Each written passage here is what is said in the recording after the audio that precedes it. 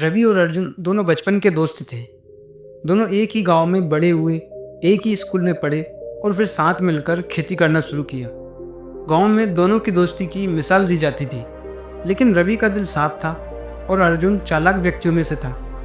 रवि सीधा साधा था, हर किसी पर भरोसा कर लेता था, खासकर अर्जुन पर। वो मानता था कि अर्जुन उसका सच्चा भाई है। कुछ सालों में दोनों की मेहनत रंग लाई। उनकी फसलें अच्छी होने लगी, आमदनी बढ़ने लगी और लोग भी सराहने लगी। लेकिन वो कहते हैं ना, जहाँ सफलता होती है वहाँ ईर्ष्या भी अपने पैर जमाने लगती है। और इस बार ईर्ष्या अर्जुन के मन में पनपने लगी। अर्जुन को लगने लगा कि रवि गांव में ज़्यादा लोकप्रिय हो रहा है, लोग उसे ज़्यादा इज्जत देने लगे। धीरे धीरे वो अंदर से जलने लगा। उसने सोचा, मैं भी उतनी ही मेहनत करता हूँ, लेकिन सारी तारीफें रवि को क्यों मिलती हैं। एक दिन अर्जुन ने तय किया कि अब वो रवि को पीछे छोड़ देगा, चाहे कुछ भी हो जाए। अर्जुन ने रवि को एक नया व्यवसाय शुरू करने का सुझाव दिया। कहा कि हम दोनों अब अनाज को सीधे शहर में बेचेंगे, बिचौलियों से छुटकारा मिलेगा और हमें ज़्यादा मुनाफा होगा। रवि को यह बात बहुत अच्छी लगी। उसने अपने हिस्से की बचत अर्जुन को सौंप दी और कहा, तू संभाल लेना, मुझे तुझ पर पूरा भरोसा है। लेकिन अर्जुन ने वो पैसे खुद के नाम पर खर्च कर दिए। फिर कुछ हफ्तों बाद अर्जुन ने गांव में यह अफवाह फैला दी कि रवि ने साझेदारी तोड़ दी है और पैसे लेकर खुद शहर भाग गया है। रवि उस समय खेत में था, उसे इस बारे में कुछ भी पता नहीं था। जब गांव के कुछ लोग उससे सवाल करने आए तो उसे कुछ समझ ही नहीं आया। जब उसने अर्जुन से पूछा तो उसने आंख मिलाकर झूठ बोला, तू ही तो बोला था कि अब से अलग काम करूँगा। रवि के पैरों तले जमीन खिसक गई। जिस इंसान पर उसे सबसे ज़्यादा भरोसा था, उसी ने उसकी पीठ में खंजर भोंक दिया था। रवि को कुछ दिन सदमा लगा, उसकी इज्जत गई और साथ में पैसे भी चले गए।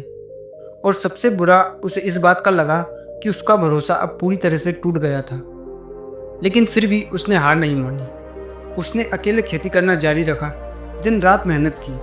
जो लोग पहले उसका मजाक उड़ाते थे, वो भी अब धीरे धीरे उसकी मेहनत को देखने लगी। उसने न केवल अपनी ज़मीन को फिर से उपजाऊ बनाया, बल्कि नई तकनीकें अपनाकर गांव में अपनी जगह फिर से बनाई।